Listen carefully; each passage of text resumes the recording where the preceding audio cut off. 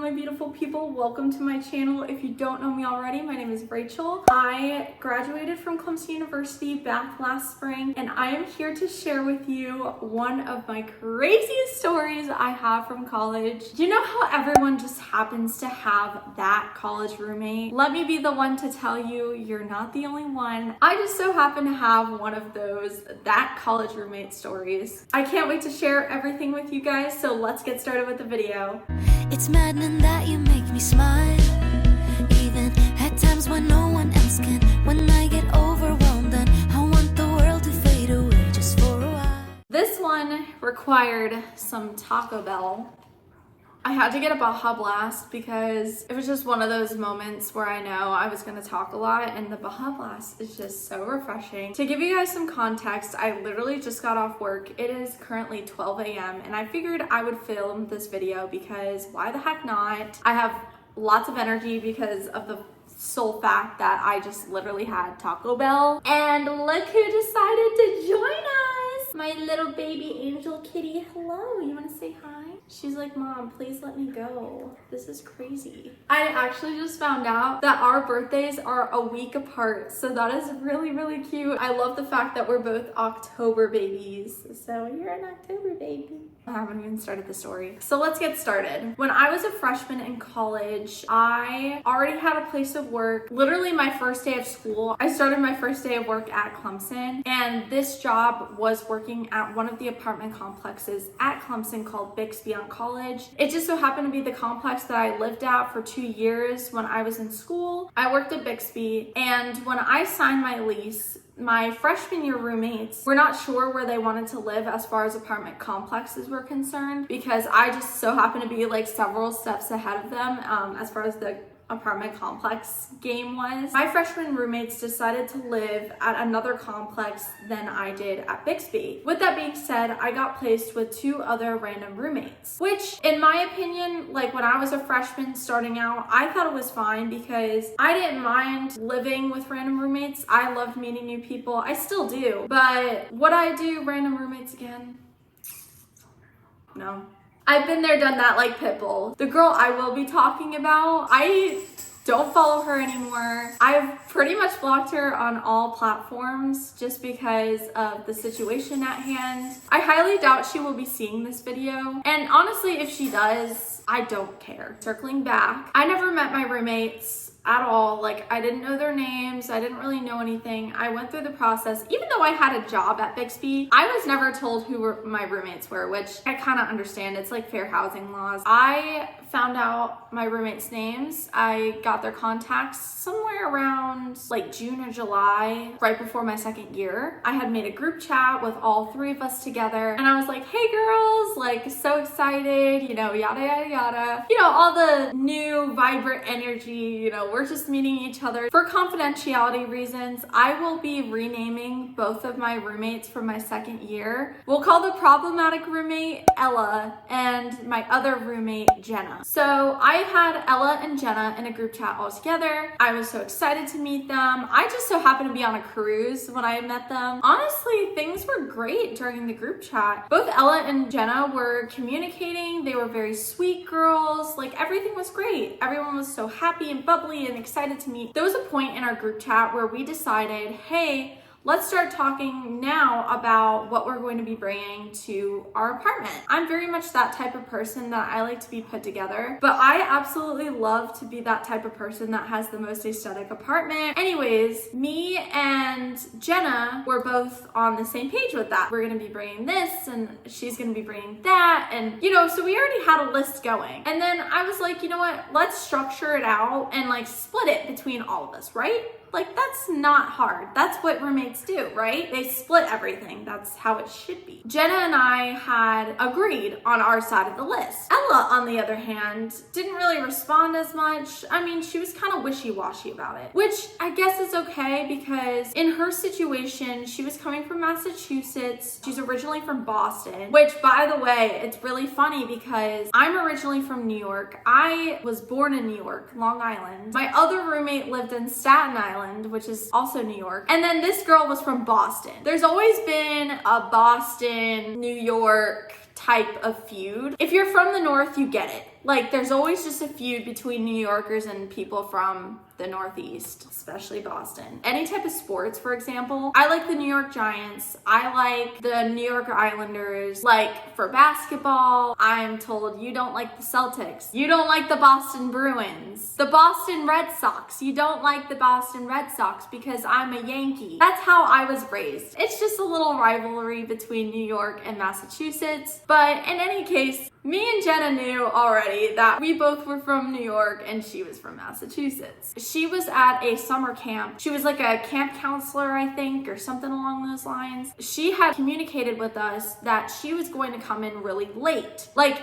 I'm talking after the first day of school late. So already, Jenna and I were going to be established in this apartment for like 2 weeks, 2.5 weeks. And Ella wasn't even gonna be coming down to move in until after the first day of school, which I don't know how she was capable of doing that. You kind of have to show up for your first classes, right? Like, I feel like that's a thing. At least at Clemson, one of the biggest things that teachers need on the first day of school is your attendance. And if you don't attend the first class, they actually cut you from the class unless you have a extenuating circumstance. It wasn't like someone passed away in her family or something. I don't think Clemson excuses jobs very much because they didn't really excuse mine. Flash forward, Jenna and I move in. I obviously move in first. I worked at Bixby. Fun fact for y'all. I was the first person ever to move into Bixby on college because of the sole fact that I worked there and I had to be ready literally the next morning to move people in to Bixby for the first time, and that was going to be a whole process. I was the first ever person to live in that complex, which is kind of fun. I will be editing a vlog at some point about this story. I do have the vlog. It just needs to be edited. I will be sharing it with you guys at some point. I promise you, because that one is a good vlog. I moved in, then I obviously helped Jenna move in, and instantly Jenna and I clicked. I was the type of person that always wanted to go out and meet people, and I told Jenna, I was like, hey Jenna, like, let's go grab lunch, let's go grab dinner, let's get to know each other because we're gonna be living with each other for the next 2 years. Jenna is going to graduate in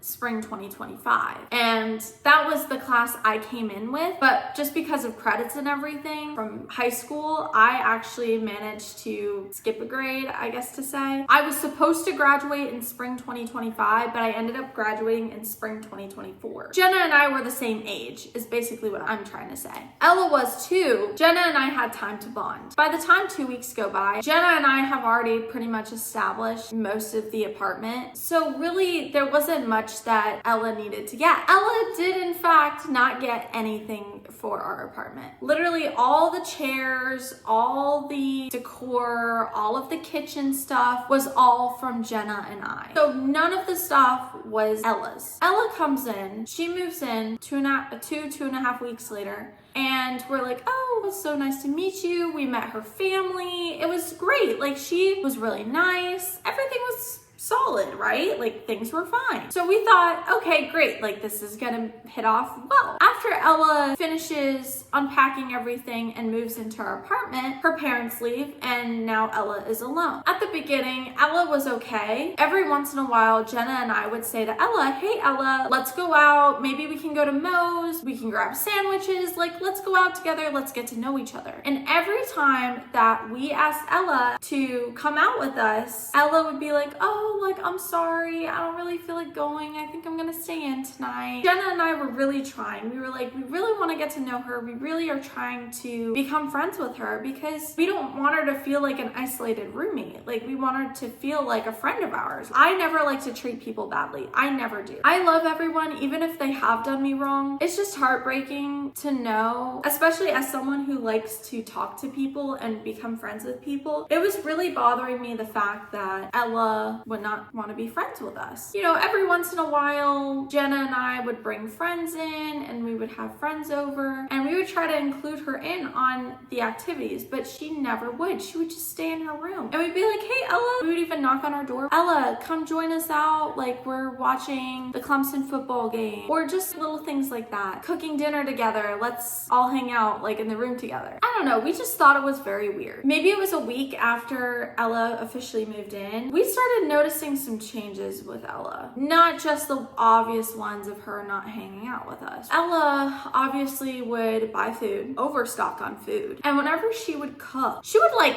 Chef Boyardee the kitchen. You'd find a sauce splatter here, seasoning on the island over there. Whenever Ella would cook, it would turn into a hot mess. Like our kitchen would be destroyed. Not only that, she had a tendency to use our stuff. You know, as roommates, obviously there are things that you share, but then there are things that aren't shared. And she would use the things that shouldn't be shared, if you get my gist. You know, there were times that Jenna and I would have to confront her and be like, hey, we don't mean to be that type of person, but is there a way you could like clean up the kitchen? You left a lot of dishes and they've been sitting here for a few days. Do you think you could clean them up? Because we're gonna be having guests over and we don't really want to have dirty dishes stacked up to the ceiling and have guests come in and see those dirty dishes. Jenna and I were very clean people. Ella, on the other hand, she was not.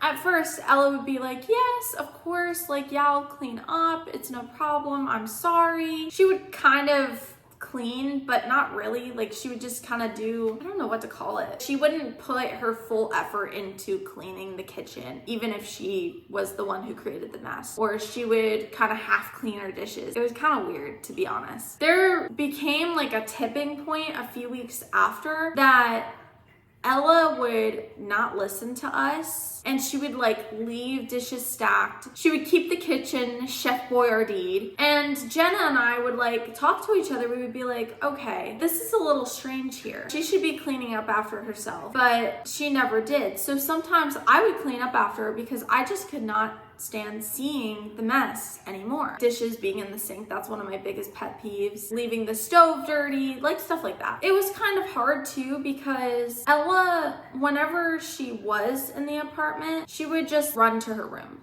And it was convenient for her to run to her room because we had our common space. As soon as you walk in the door, you can immediately turn right and her room was a hallway and then it led to her room. Jenna and I's room were pretty much like in the middle of the living room. We would branch off into our room. So Ella had a way to kind of like hide and escape and go to that hallway so she didn't have to talk to us and she could avoid talking to us. I would even say to her, oh, hi, Ella, whenever she would come in, and she would just kind of look at me and then just like walk into her room. At first I was like, okay, maybe she's just having a bad day, and I would text her, okay, like just checking on you. Then it became a routine. You know, at the point when you keep asking someone to hang out or you keep saying hello to someone and you keep giving and giving and giving, but you're not receiving back. And you're at that point where you're like, well, why should I keep giving if I'm not gonna get anything back? That's kind of the situation I was in. And I was starting to feel that way after about a month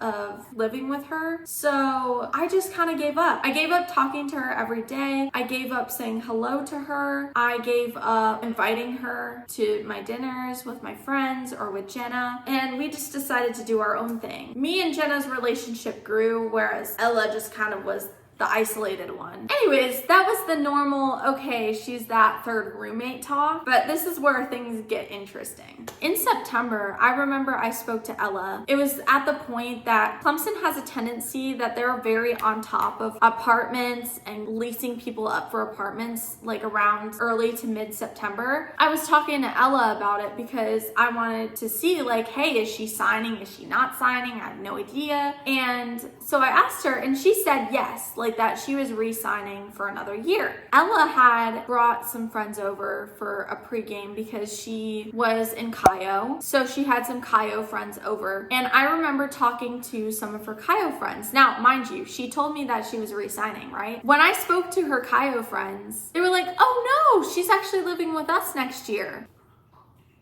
She was gonna live at another complex and not even live at Bixby anymore. So she full on lied to me, and we barely even knew each other. To be friends with her, I think that was kind of like the tip of the iceberg. It had to have been end of September to mid-October, like around that range. Back in my second year of college, I had a boyfriend who was from my hometown back in North Carolina. I would text the girls. I would be like, hey guys, just to let you know, my boyfriend is coming over for the weekend. I just wanted you to know in case you saw a guy walk in. And Jenna would do the same with her friends. I did the same with my friends. You know, if we ever had like group hangouts, I would text them in that chat. And so would Ella. She would do the same thing if she ever had like friends that she would keep in a room. By the way, whenever she had friends over, she would never even like introduce them to us. And she would just like go in the room with them. The one thing that I will never forget from Ella was her laugh. This girl literally laughed like a witch. Like I can't even explain her laugh. She would laugh so loud. Anytime she would have like a friend over or she was on the phone with someone, she would be so loud. She's on one side of the apartment and I was on the other side, and I could literally hear everything she was saying. And I didn't even share a wall with her. Poor Jenna shared a wall with Ella. Let's get to the crazy stuff. Like I said, usually if either one of us had someone coming over, we would text one another and be like, hey, just to let you know, right? Well, there was one weekend. It was like on a random Thursday. I remember coming back because, so on Thursday nights, we did Clemson News and I would get back relatively late. I get a text from Jenna while I'm walking home and she's like, you will not believe what just walked in here. And I was like, what do you mean? Like into our apartment? What's going on? She goes, I kid you not, 5 Scottish guys just walked in here with Ella. I'm in my room right now with the door closed, but I can hear them talking in our kitchen. And I was like, oh, what? I'm sorry, 5 Scottish guys? 5 Scottish guys.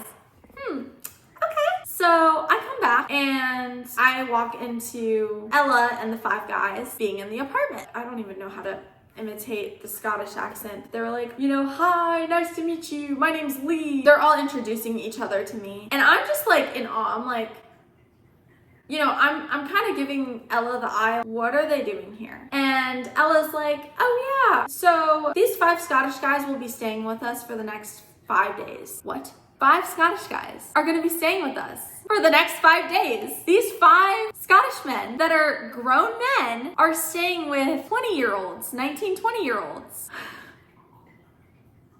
You'd think that you would text us about that beforehand. No, very wrong. Jenna and I have no idea who these 5 Scottish men are. They could be killers for all we know. And they're staying with us for the next 5 days without any warning. So I remember I went back to my room after being introduced to the sea of Scottish men. I texted Jenna. So apparently they're gonna be staying with us for the next 5 days. Jenna was shook. Jenna's the type of person that if she doesn't get her way and if she knows that she's gonna be with these guys for the next 5 days, she's gonna be pissed. So absolutely, she was pissed. She's like, this is gonna be crazy. Like, we're not gonna be able to really get things done if we're trying to get into the living room, because apparently Ella was explaining to us how 2 of the guys are gonna be taking the couch, 1 is gonna be sleeping on the floor, and 2 of them are gonna be staying in Ella's room. And the worst part is, Ella was going to stay at one of her friend's apartment units that was the same floor as ours. What's wrong with this picture? It was me and Jenna versus 5 Scottish men that were going to be in our apartment. It was very intimidating. I mean, just like think about it. Okay, if this is a little bit much, maybe skip like 20 seconds or so. If we keep our doors unlocked, who's to say that one of them or all of them or somebody is gonna come in our room and do something that they shouldn't be doing? We were a little terrified by that. But at the same time, Ella was happy. She was with friends. We didn't really want to say much about it. The Scottish guys in general were really going out partying. They were going downtown Clemson, drinking. They weren't really there, even though they were. So it was kind of nice because they wanted to explore Clemson more so. They were doing a tour around the US. That's what was going on. So Clemson was one of their stops. If I remember correctly, Ella from her past school ended up traveling abroad to Scotland, and I think that's how she knew the 5 guys. There was one time that 2 of the Scottish guys came back from the bar early, and I think it was on like either Friday or Saturday night, and 2 of them ended up coming in my room, like without asking, by the way. I could have been naked, and they just came into my room without knocking, nothing. They were like, hey, like we just want to talk to you. So I was like,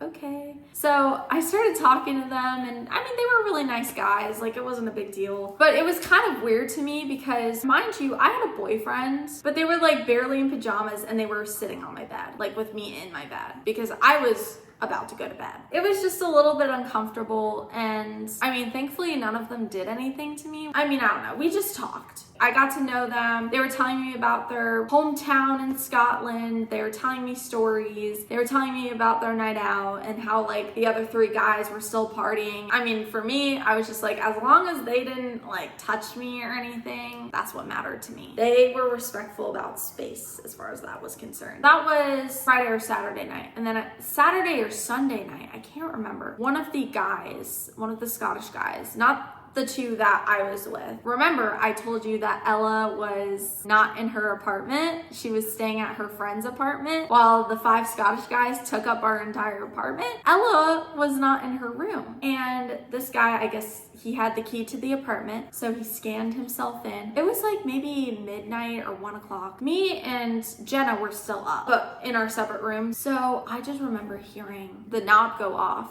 and you hear this Scottish guy come in with this random girl. I don't know who the girl was. I didn't see her. I didn't speak to her. I didn't say anything. I didn't even know who the Scottish guy was who did, but I knew it was not the other 2 that I was with the night prior. I'm texting Jenna and I'm like, do you hear what's going on? The Scottish guy was flirting with this girl. And we were like, this is interesting. Like, he's clearly like into her, so this could be an issue. Well,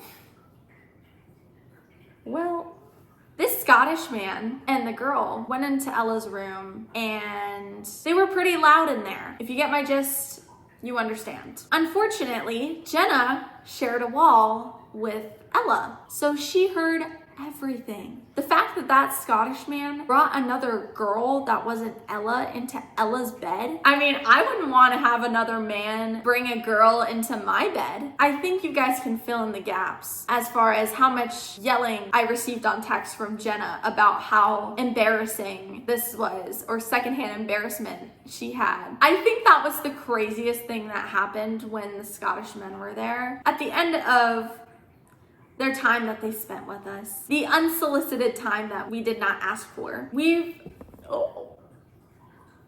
you wanted to join us. At the end of their time spending with us, they actually, I kind of laugh at this now. At least they were nice about it. They left without us knowing, but they ended up actually giving us a note that was on a napkin. So they took a napkin and literally wrote out in pencil something along the lines of, like, thank you for letting us stay. I'll put it like right here because I actually took a picture of it since I thought it was kind of funny. So at that point, clearly Jenna and I just decided that we were not going to really communicate with Ella anymore as far as if we were gonna have people over or anything, because she didn't really give us the respect of knowing that 5 Scottish guys were going to be staying with us in our apartment. I mean, obviously if it was a man that was coming in, like my boyfriend, I would still let them know, but if it was like friends, like girlfriends, I didn't say anything, and neither did Jenna. I think once the Scottish guys left and it started entering like October, November period, I would just like say hey to her, like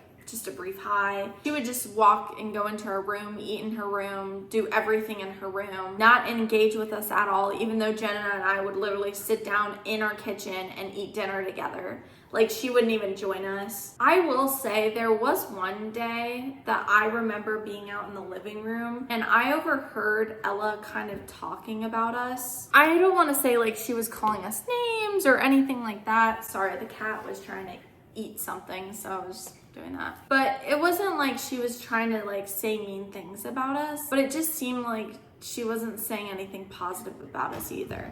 I don't know exactly what she said, but it just... Air jail. That's the one thing we love about kittens. She is in her velociraptor stage. Yes, you are.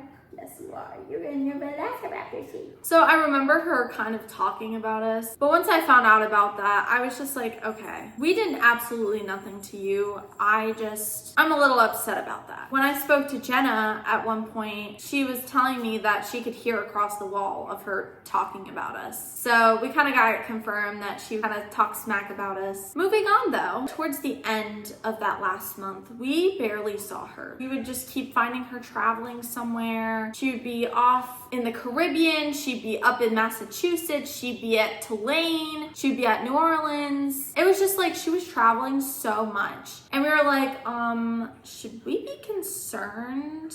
Because Ella is literally missing so much class because of it. I just remember thinking, like, is she gonna be okay? Like, is she okay? Is she passing her classes? Because when you're in college, you need to be at least like in a certain amount of classes, especially for certain classes. And if you miss past the amount of classes that you can miss in college, so like let's say it's 4 classes and you miss 5 classes, they might fail you. There are teachers that will fail you if you miss more than the asked amount of classes. We're just like pretty much assuming that Ella has practically failed all of her classes at this point because she was missing that much school. When she got back from one of her trips, I remember it was getting close to December. I went off to like one of my last classes of the day. By the time I got back from class, she was gone. Her family moved her out that quick. One thing I did not get to mention, her and her room. She was not clean in her room. When her room was fully cleaned out, I had access to the room because I worked there and I had to clean the room, by the way. In no shape or form did Ella have any sort of like cleanliness in that room. It's just baffling. Like when I walked in there and I had to like clean it up, I found like stuff on the carpet floor that I really shouldn't be finding. I found socks left. There was mold in the toilet. There was mold in the bathroom. There was mold everywhere. It was such a disgusting room to walk in. Like you would just be like, that was Ella's room. If it weren't for Jenna and I wonder how her apartment would look. Like it was that bad. The only type of feedback that I remember receiving before she moved out unannounced, apparently Jenna had told me that she had heard through the walls that she was feeling depressed. I kind of felt bad after she moved out and I heard about that. Maybe we were just too harsh on her, but at the same time, we were also very inviting. It's like, what else is there to do if you lead the horse to water, but it doesn't drink, you know? Like you can't force it to drink. Maybe we were crappy roommates. I don't know. I didn't think we were. Like we just, whenever we would talk to her and communicate things to her, we just did it honestly, or if you could keep this place clean, that would be great. Like we're just having some friends over soon, which I feel like is a natural thing to ask. At this rate, Ella had moved out. The only thing she did not take with her, that was hers that she forgot to take with her. I actually have it. You see that blue chair over there? That was Ella's old chair. It's just been really the cat chair, and it really has when we got our second roommate that ended up replacing Ella, which I'll provide another picture here. I guess a free chair. Thanks, Ella. Flash forward, we're in February. Remember how I said I worked at Bixby on college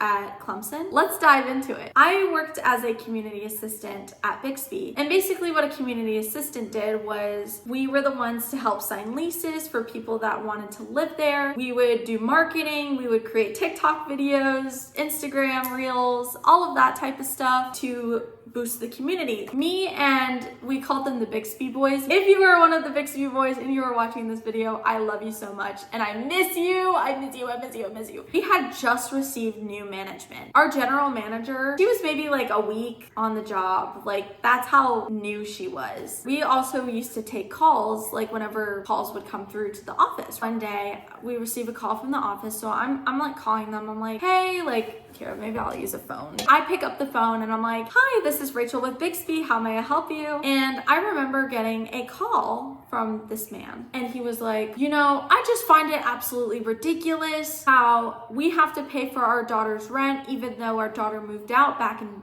December. I respond back to him. I'm like, hi, I completely understand your concern. However, as per lease, one of the things that you signed was that you must find someone to take over your lease if you were to move out. Otherwise, you are responsible for paying for that until your lease is up. That's a rule that we had at Bixby, and that's just something that most complexes have. It's just to make sure that you don't all of a sudden break out of the lease and you don't pay for just leaving. Anybody who decides to leave needs to sublet their apartment for the remainder of their lease. That's how it works. If not, they are paying for the apartment even though they're not living in it. That's just how it works. I was explaining that to him, and he was concerned about the utilities because, you know, oh, she had 2 other roommates. This man was literally screaming at me to find someone to take over his daughter's lease. I said to him, I was like, I am more than welcome to help you, but part of that is not my job. That is his job to do. You know, obviously I'm going to call as many people as I can to try to get that, but I'm not actively going out of my way to find another person to live here. That was your responsibility of the lease. So at that point, he told me that he wanted to speak to a manager. That's relatively normal to happen. Most people, when they don't get what they want, usually want to talk to the manager and get past the community assistance. Me knowing what the general manager is going to say says, okay, very well. I go to our new general manager and I said, hey, we kind of have an issue, but here you go. I'm sitting outside just waiting for that conversation to be over. Our general manager comes out. She comes to me and she's telling me basically what happened, calling in a complaint that he still has to pay for his daughter's lease. Just as expected, what I ended up telling him, he ended up getting the same talk with my general manager. She comes back and she's telling me about the situation. He was telling me the roommate situation, how his daughter was named Ella. I wanted to stop my general manager from talking. I was gonna say to her, oh, Ella was my roommate. I didn't get an opportunity to kind of interrupt her story, so I let her continue. And she goes, yeah, so apparently Ella's dad was complaining about all this. He had mentioned that the 2 girls that Ella was living with, Ella had explained to her father and mother that her 2 roommates were psychos. And I swear to you, because my general manager had no idea that Ella was living with me at this time because she was new. So I'm just sitting at my desk, I'm like, what? There's no way she just said that about us. Ella's mother, Ella's father, and Ella herself called us psychos on the phone. Little did Ella's dad know that he was talking to one of those psychos on the phone. I just remember going to my general manager and I was like, no freaking way she said that about us. And she's like, what's wrong? Ella was my roommate and she's calling me psycho. All of my other coworkers are like, what? Rachel, you psycho? There's no way. You're the nicest girl in the world. How can you be psycho? And I was like, thank you, because I'm not. When I had heard that she practically called us psycho, Jenna and I would joke around with each other that we were the psycho roommates. So we'd be like, oh yeah, we're just the psycho roommates. We poked fun at it and we just decided to spin it in a positive and just call each other psycho because it was funny. I just wish I would know what I did that was so psycho. I genuinely want to know what was considered psycho to her that I did. I was nothing but nice to her. I would clean up after her messes. I would take out the trash when she would not do the trash. Literally anything I would do for her. And I even invited her to lunches, dinners, and she just never would take up on it. So how was I a psycho roommate? I dealt with those Scots very well. So that was my story about Ella and how I am a psycho roommate. Let's ask the cat and see if she thinks I'm a psycho roommate. Am I a psycho roommate? I don't think I'm psycho, right?